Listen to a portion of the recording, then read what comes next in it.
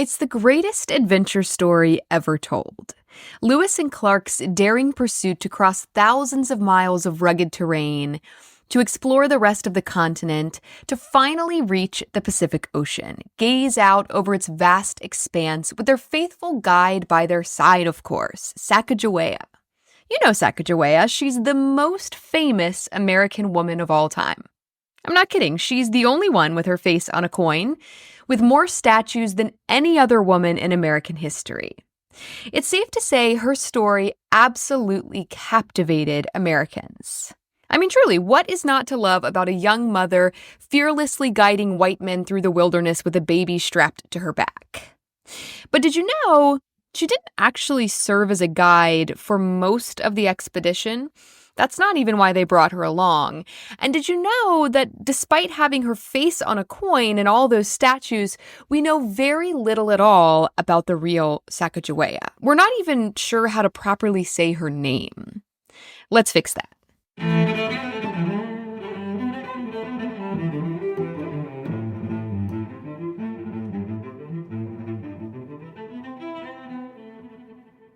Hello, I'm Shay LaFontaine, and you're listening to History Fix, where I discuss lesser-known true stories from history you won't be able to stop thinking about.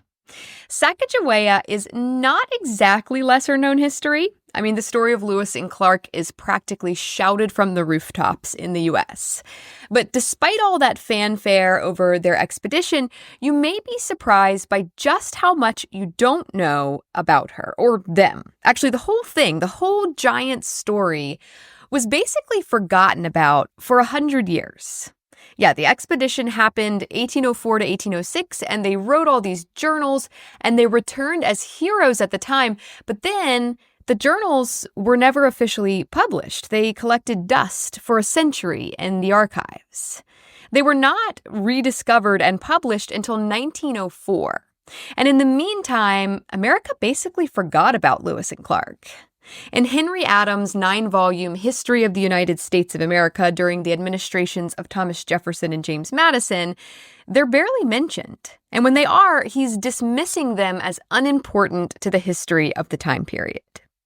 But once their journals are published at the turn of the next century, people could not get enough. This was an incredible story.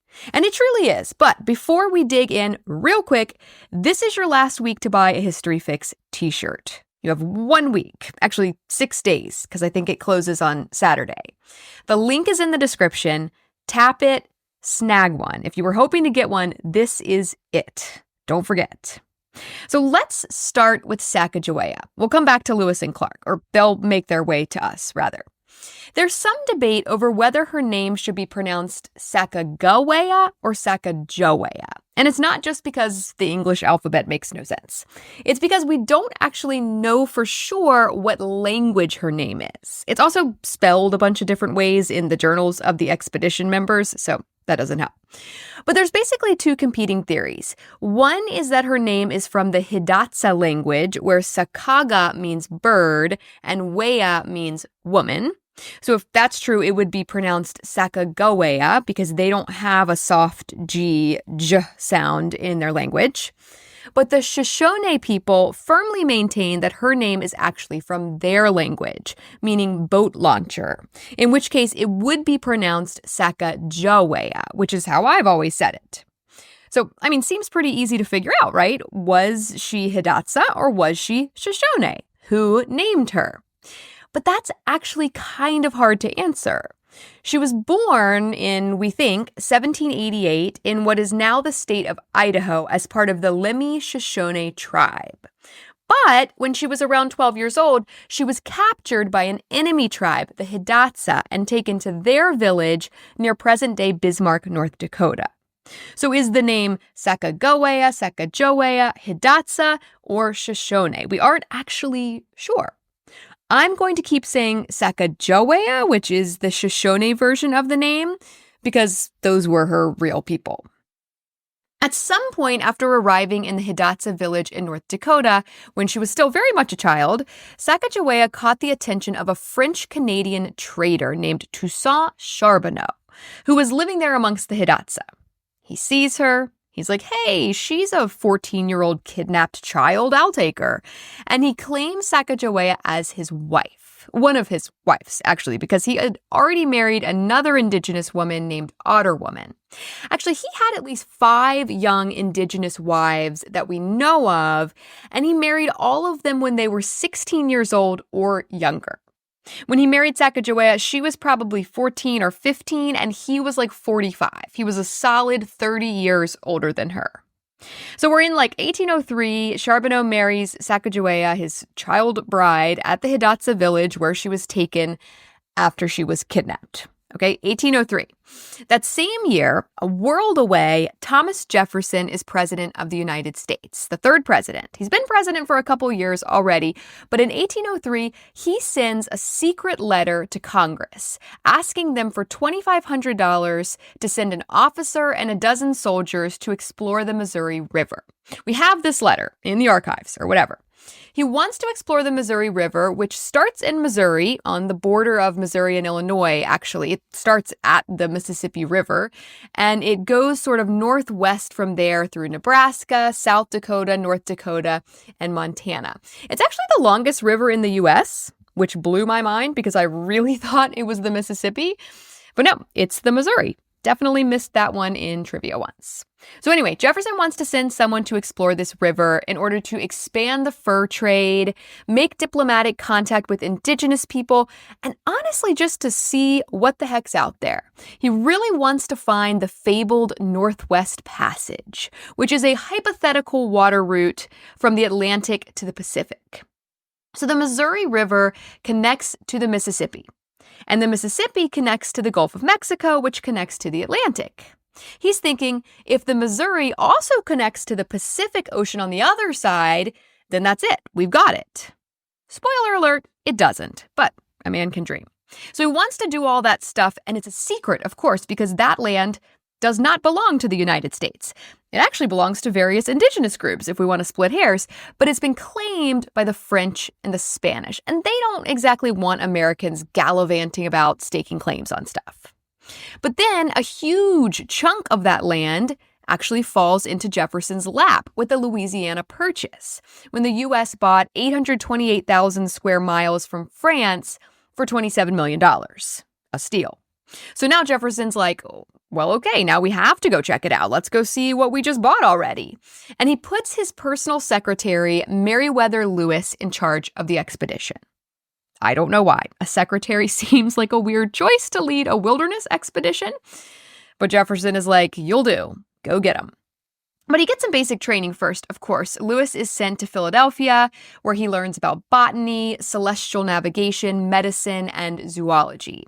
He also buys a Newfoundland dog for $20 that he names Seaman, who will accompany them on this adventure. And that's Seaman like Seaman, like a man of the sea, not to be confused with the other word that sounds exactly the same.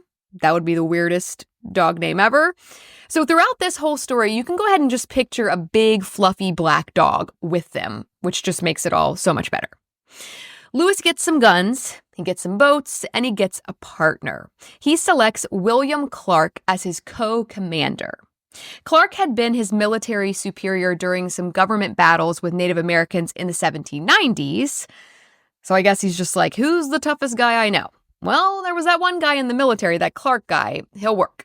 And he asks Clark to be his co-commander.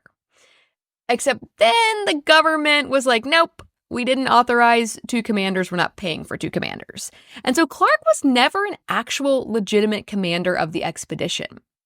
But Lewis and Clark hid that from the other men by calling each other captain, as if Clark were a legit commander too. He's called Captain Clark. As far as the other expedition members knew, he and Lewis were of equal rank, but they really weren't. So this expedition was called the Corps of Discovery, and they set out from St. Louis, Missouri in May of 1804 for an adventure that would last 2.5 years and cover roughly 8,000 miles. This included just under 50 men who covered around 10 to 20 miles a day, traveling up the Missouri River by boat. One of their missions, per President Jefferson, was to take detailed notes of the plants and animals they encountered. And I don't like the word discovered because these plants and animals were certainly already known to the indigenous people, but they did record 178 plants and 122 animals that were new to European science. That included grizzly bears, prairie dogs, and pronghorn antelope. Another mission was to establish diplomatic relations with the indigenous groups, and they were actually pretty good at this, depending on how you look at it. According to Encyclopedia Britannica, quote, "The expedition held councils with Indians in which the Corps had military parades, handed out peace medals, flags, and gifts, delivered speeches, promised trade, and requested intertribal peace. There was also something of a magic show, magnets, compasses, and Lewis's air gun, and an invitation for Indian representatives to travel to Washington, D.C." End quote. But Daniel Leonard puts a slightly different spin on it in his article for Grunge, saying, quote, "According to the University of Virginia, Lewis and Clark would offer gifts to the tribes, from knives to peace medals, and encourage the native people to obey their new great father in the East, a patronizing reference to President Jefferson. But the Corps of Discovery also demonstrated the steep price of disobeying the United States. In front of each tribe, they would fire off their guns in a display of military power." End quote. Despite these obvious attempts at intimidation, they promised peace and respect under the U.S. government, which were, of course, empty promises. But it's hard to say whether Lewis and Clark knew that or not at the time. And they were received quite well by the indigenous groups they put on this little song and dance for. They were welcomed for the most part. And this was good for them because they needed the support of indigenous groups for this expedition to work. As they neared their first winter in late 1804, they knew they needed a good place to hunker down, where they would have food and shelter and warmth, and they found that at the site of the Mandan and Hidatsa villages near what is now Bismarck, North Dakota. And if that sounds familiar, it should. This Hidatsa village is where our girl Sacagawea is living with her old man French husband/captor. They set up Fort Mandan near these indigenous villages and just sort of hunker down for the winter. This is North Dakota. You're not going anywhere in the winter in North Dakota. In the spring, they send some of their crew back to Jefferson with papers, maps, mineral and plant samples, as well as live magpies, which are birds, and a prairie dog in a box. With those folks heading back east, the Corps is down to just 31 people who are preparing to continue the trek to the Pacific. But they pick up 2 new members at the neighboring Hidatsa village, Toussaint Charbonneau and his very pregnant 16-year-old wife, Sacagawea. Charbonneau had suggested to Lewis and Clark that they hire him as a guide and interpreter. He had some knowledge of the area as a trader, plus he could speak some Hidatsa and was familiar with the sign language used by many of the river tribes to communicate with each other. He also signed Sacagawea up. She was Shoshone originally and could speak that language, and they knew they were going to need someone who spoke Shoshone because the Shoshone people had horses, and they were going to need them. They'd been in boats on the river for now, but they knew at some point they were going to have to continue on foot over very rough terrain, and horses would make that a whole lot easier. The Shoshone had horses, and Sacagawea spoke Shoshone, and so they brought her along as well. And I'm sure she had absolutely no say in the matter. They did, at the very least, wait for her to give birth before setting out with a newborn strapped to her back. Can you even imagine? Anyone who has had a newborn is quaking in their boots at the thought of that. A National Park Service article poses, quote, "When Sacagawea was 16 years old, she had a baby during a cold North Dakota winter, and her husband, who was 30 years older than she, signed her up to travel across the continent. Did she miss the company of women from her Hidatsa village or from her Shoshone village who could have helped her with the difficult first year of motherhood?" End quote. I imagine she did quite a bit. But she stoically set out with this crew as the only woman and the youngest member of the expedition. Her husband, at 46 years old, was the oldest member. Oh, and they named the baby Jean-Baptiste after his paternal grandfather. But he was lovingly nicknamed Pomp or Pompey by Clark, which means firstborn in Shoshone. So Pomp was born in February, and they set out in April of 1805. I think most people think that Sacagawea was like the official guide of the whole expedition, that she was brought along to guide everyone the whole time. And that is not the case at all. She did act as a guide during one small part in Idaho when they were trying to locate her people, the Shoshone. But other than that, she served way different purposes. She helped translate. This was actually a super complicated chain of translation, like an actual game of telephone. According to the National Park Service, quote, as interpreters, Charbonneau and Sacagawea acted as critical links in a translation chain. Charbonneau did not speak English, but he could speak in French with George Drouillard, as well as with the French and Métis boatmen. Sacagawea did not speak French or English, but she could speak Hidatsa with Charbonneau. A chain formed in which during meetings with Shoshone people, Sacagawea would translate from Shoshone to Hidatsa. Charbonneau then translated from Hidatsa to French for Drouillard, and he would then translate to English so Lewis and Clark could understand. End quote. Drouillard was part of the expedition, but he had a French father and a Shawnee mother, which is why he could speak French and English. And Shawnee, I don't know. So Shoshone to Hidatsa to French to English. Pretty crazy.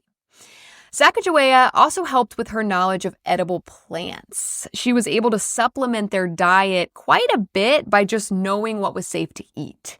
And she probably saved some people by knowing what was not safe to eat as well.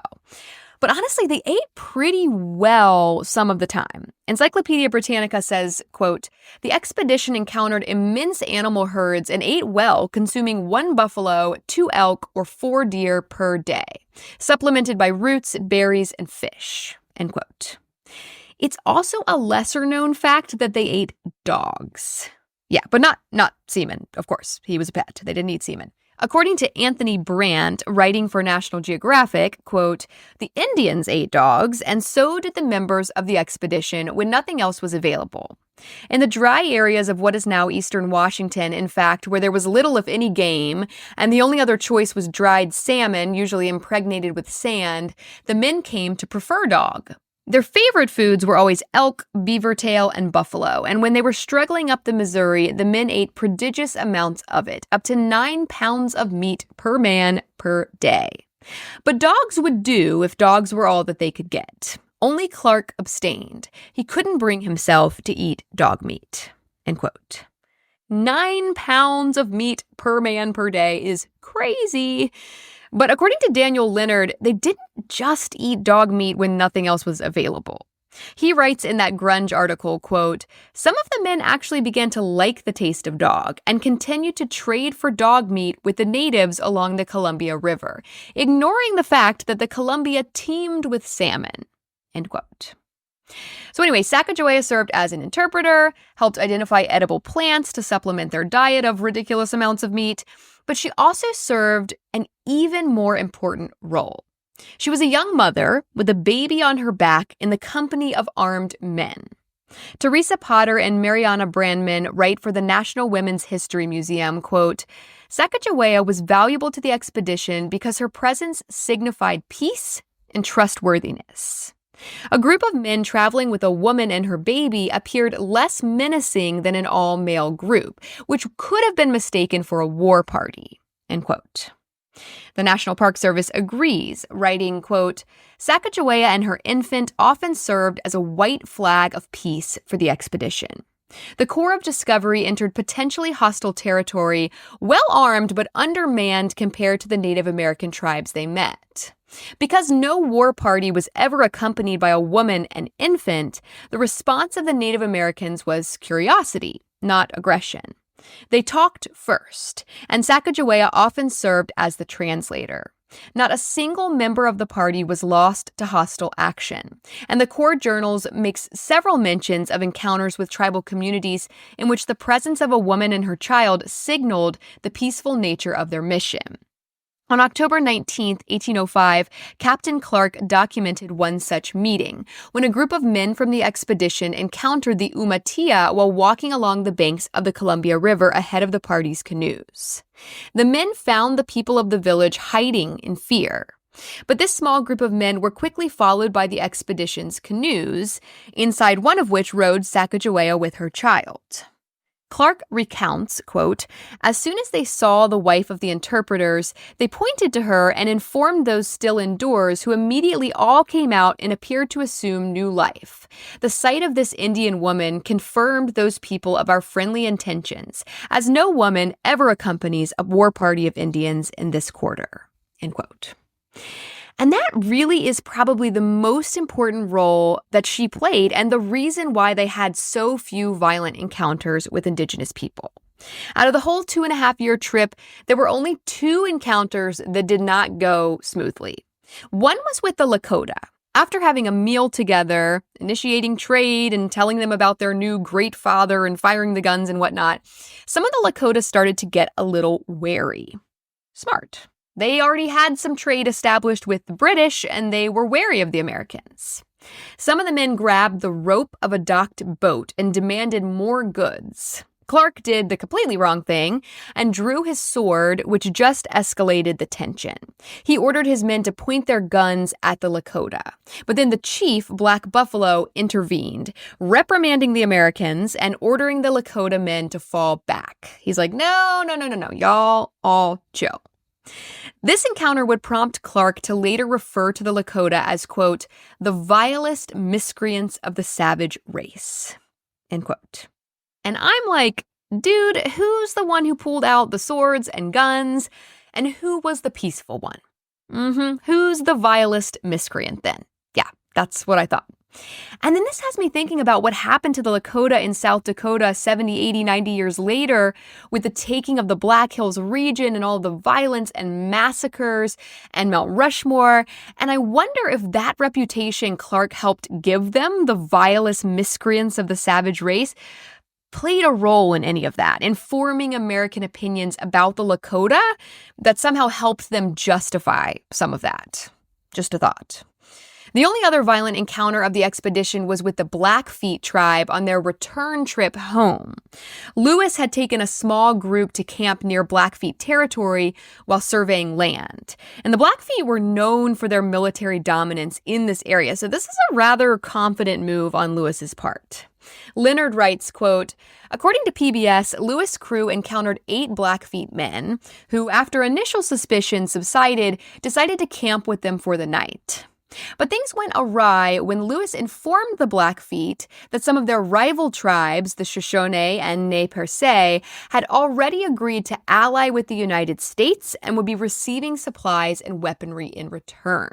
The Blackfeet felt threatened by the news that the power balance in the area was rapidly shifting. So that night, the Blackfeet reportedly attempted to steal the Corps' guns. In the fight that ensued, Lewis reports that one of his men stabbed a Blackfeet warrior while he personally shot another who was attempting to run off with the crew's horses. After the fight, 2 men were dead at the hands of the Corps of Discovery. According to Indian Country Today, the Blackfeet closed off their territory to whites for the next 80 years. End quote. This was followed by Lewis's group fleeing that area on their horses, not stopping or slowing down for 24 hours straight, just getting the heck out of there. But I mean, that's pretty good. Only 2 violent encounters and 2 deaths in the 2.5 years and 8,000 miles of directly interacting with Indigenous groups. And that's thanks in huge part to the role Sacagawea played as the, quote, white flag of the expedition.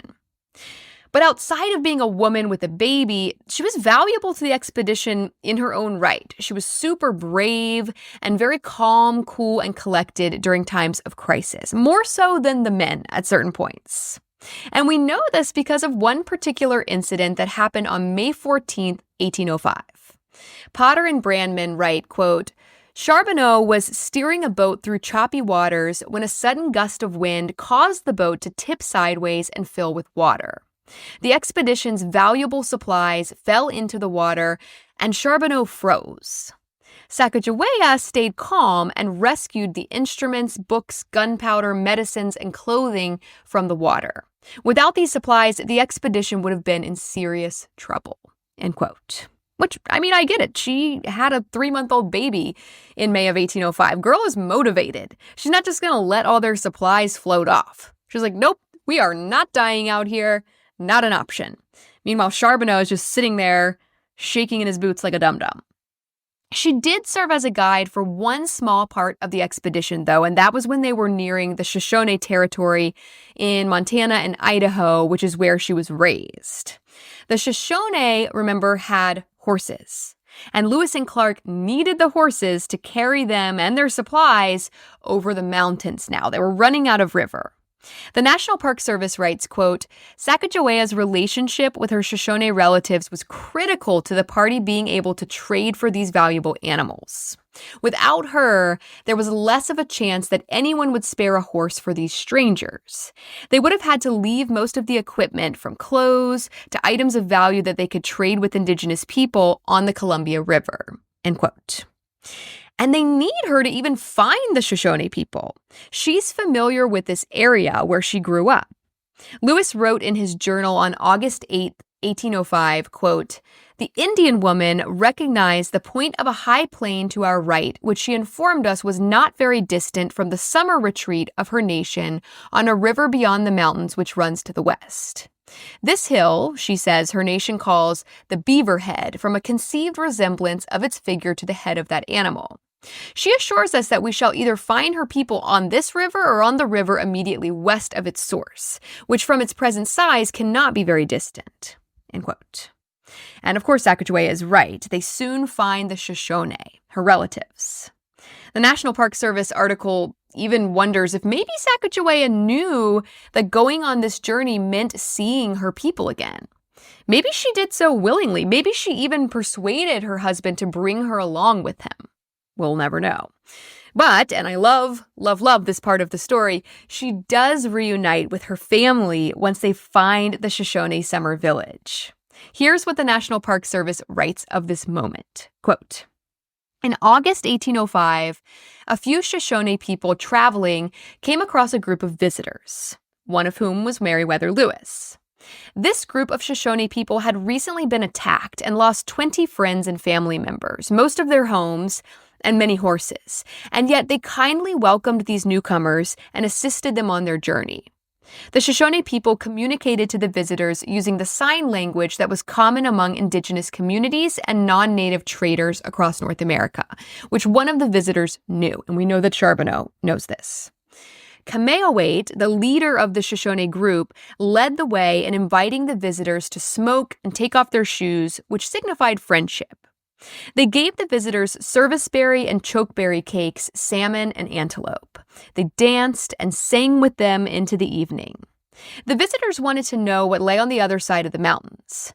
Kameawait told them that the river leading down to the big river below was difficult to travel, full of rocks and rapids, and that it passed through barren land where few trees grew.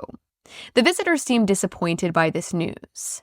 The visitors asked Kameawait to trade horses. He agreed. And then, a few days after the visitors arrived, others came to meet them. And to the surprise of Kameawait, he knew one of them. It was his sister, Sacagawea, who had lived far away for years. And now she held a tiny baby in her arms. They jumped and danced, hugged and cried, overcome with this reunion that they might never have expected. Sacagawea saw others who she grew up with and tearfully embraced them as well. She motioned to the visitors who she had been traveling with that she knew these people. They were her family, end quote. How just beautiful is that?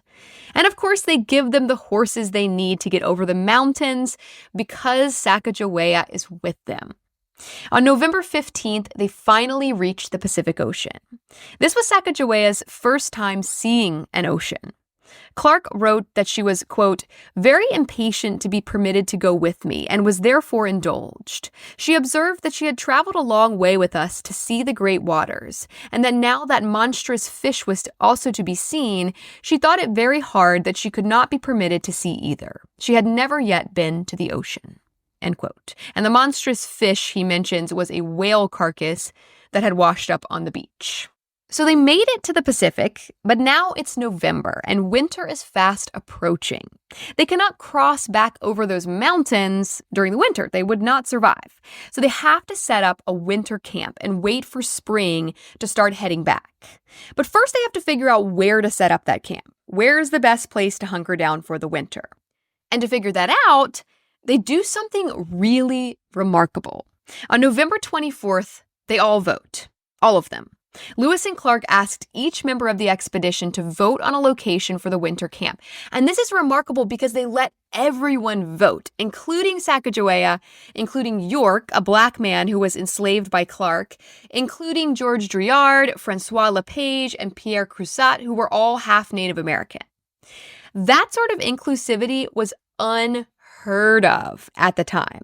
Women would not gain the right to vote in the U.S. for another 114 years. Black Americans were 65 years out from the right to vote, technically, but it would be another 100 years after that before the amendment was actually honored properly. And Native Americans would not gain the right to vote for 157 more years. And so to say that this vote was ahead of its time is an understatement. It was groundbreaking, and it was a major inspiration for women during the suffrage movement, especially after the expedition journals were published in 1904. They cast their votes, and Lewis and Clark actually listened to them. They listened to a woman and a black man and 4 Native Americans. And they set up Fort Clatsop near present-day Astoria, Oregon, where they endured a miserable, wet, cold winter. They were halfway hoping they'd see some ships pass by in the Pacific that would take them home, but seeing none, they were forced to head back the way they had come once the ice melted in the spring. On the way back, they split into 2 groups, one led by Lewis and one led by Clark, so that they could cover more ground and survey more land, exploration purposes. Sacagawea was in Clark's group, and she recommended that they take a route through the Rocky Mountains that's now known as the Bozeman Pass. Clark wrote in his journal on July 13, 1806, quote, "The Indian woman has been of great service to me as a pilot throughout this country," end quote. The Indian woman. Like, can we at least use her name, please, Clark? In mid-August, the 2 groups reunited and reached the Hidatsa village in North Dakota, where they left Charbonneau and Sacagawea. But not before Clark offered to take their son Pomp back to St. Louis with him, where he would raise him as his own and see that he got a good education. And this seems absurd to me. Like, dude, she just carried this child literally thousands of miles through the wilderness on her back. She's not just going to hand him over to you. That's crazy.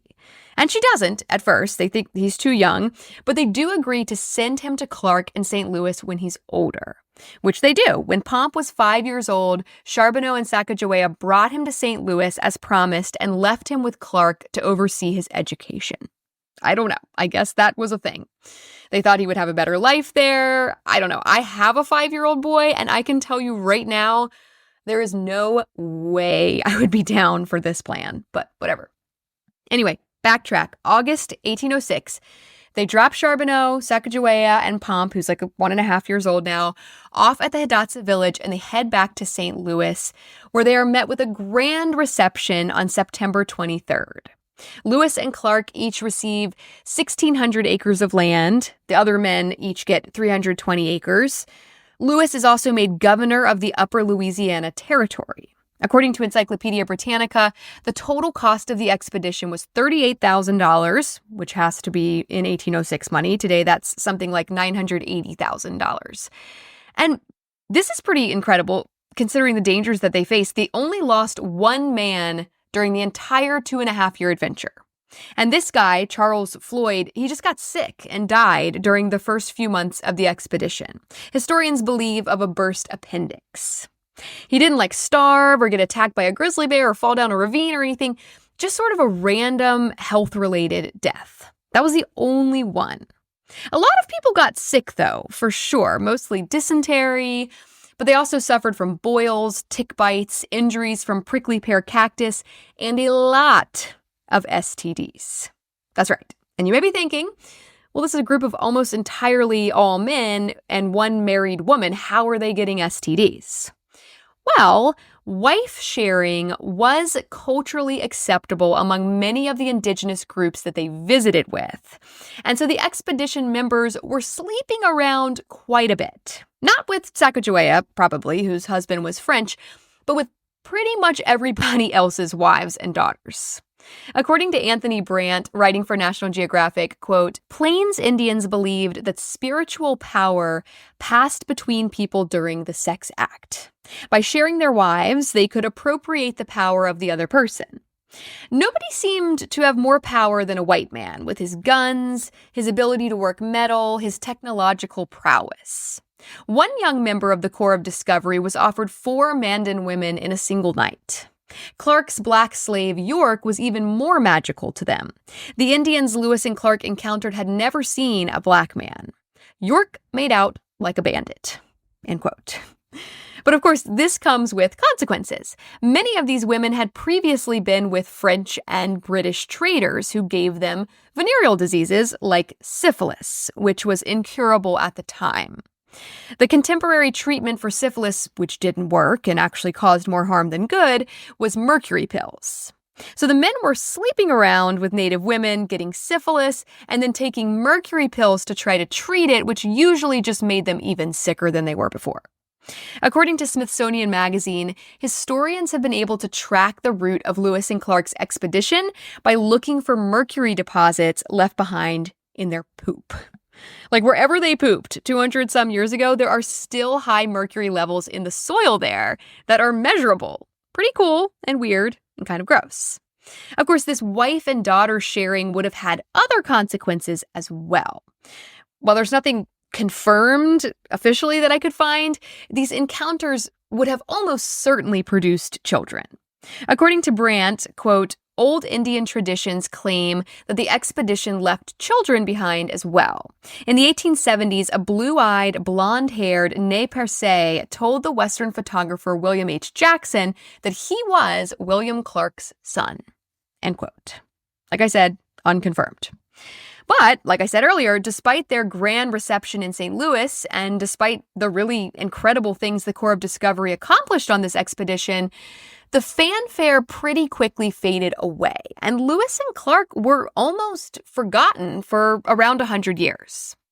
And part of the reason that happened is because of Lewis's untimely death by suicide at the age of 35, just 3 years after returning from the expedition. Despite getting 1,600 acres of land and being made governor of Upper Louisiana Territory, Lewis was in debt financially. He was also deeply depressed and had been for some time.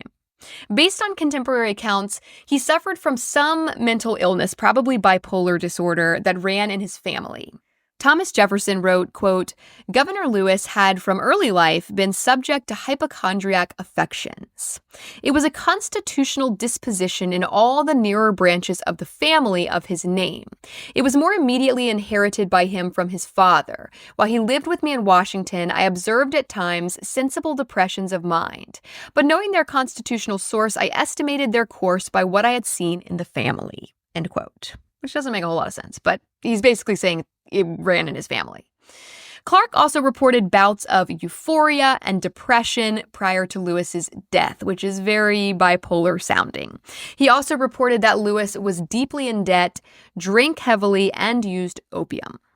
Modern historians believe his mental illness may have been exacerbated by neurosyphilis and even possibly malaria.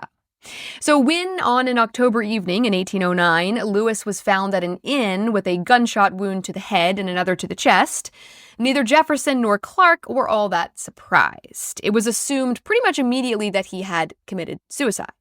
Although some had their doubts, some thought it could be murder, maybe a robbery gone awry, there were a lot of bandits in the area.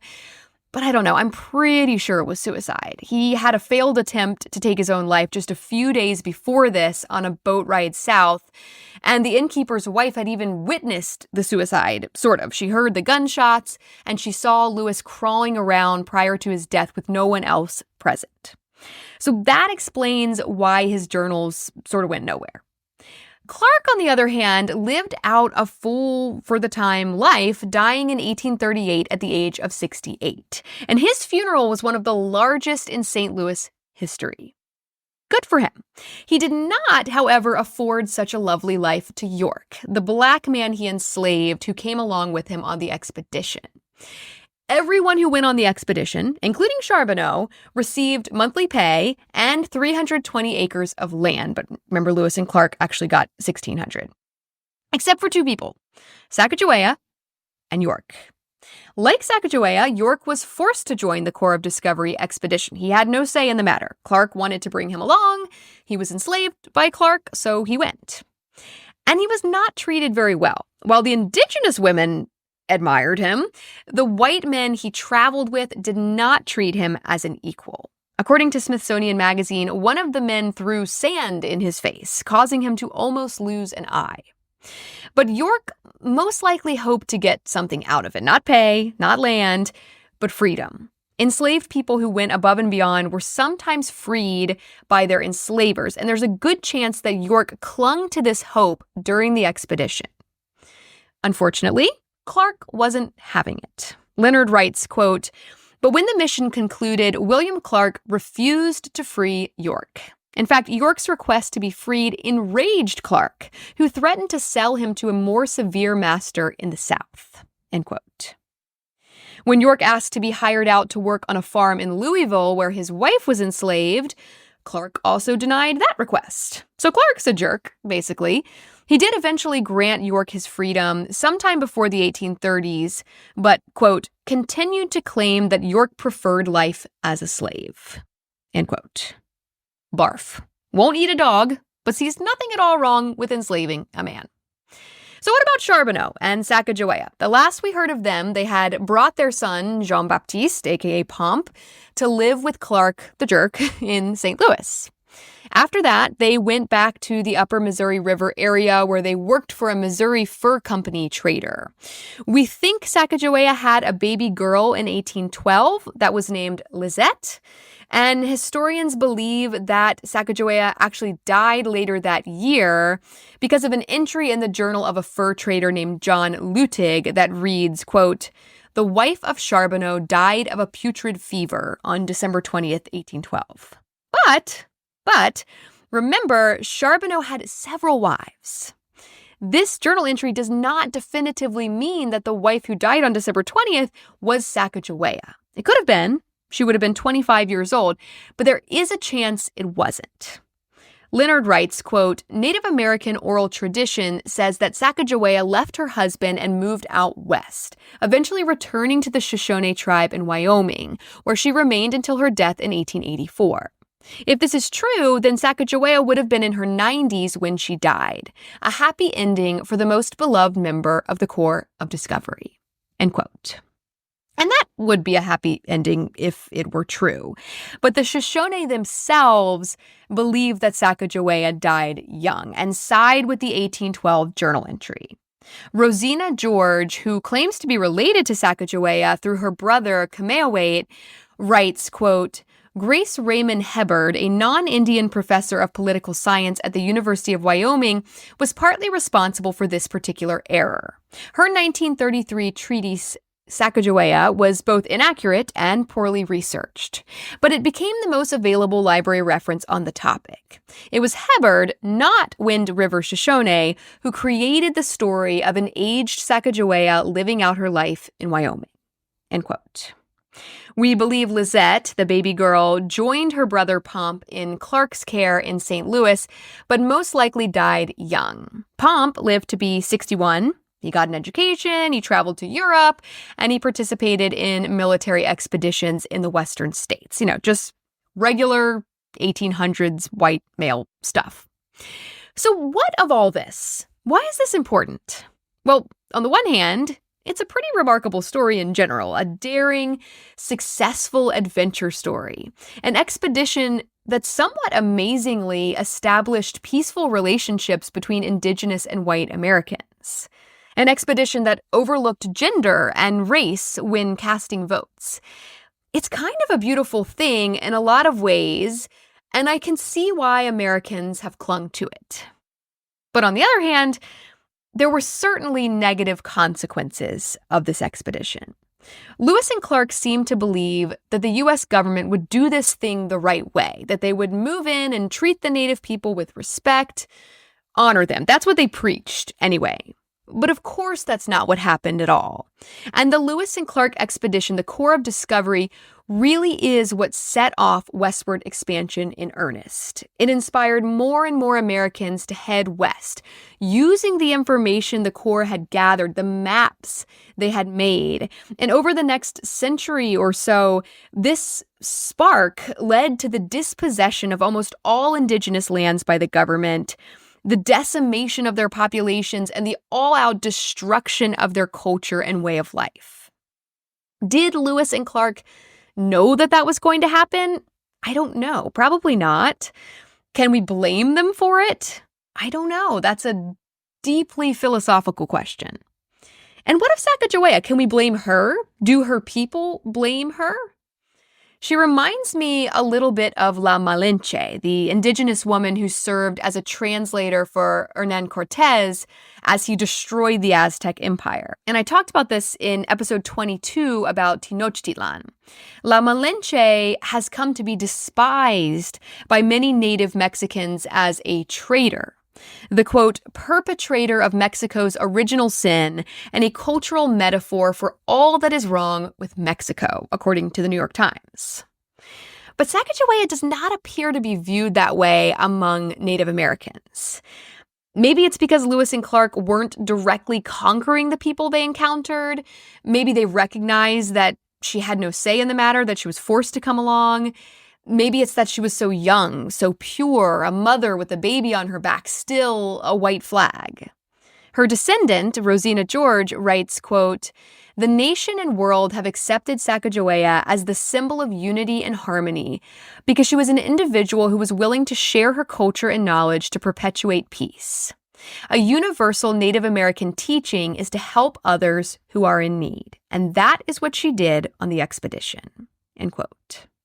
Help others in need. That is what a mother does, after all.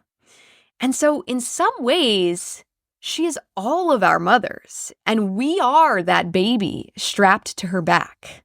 The future, uncertain, but precious and worth protecting.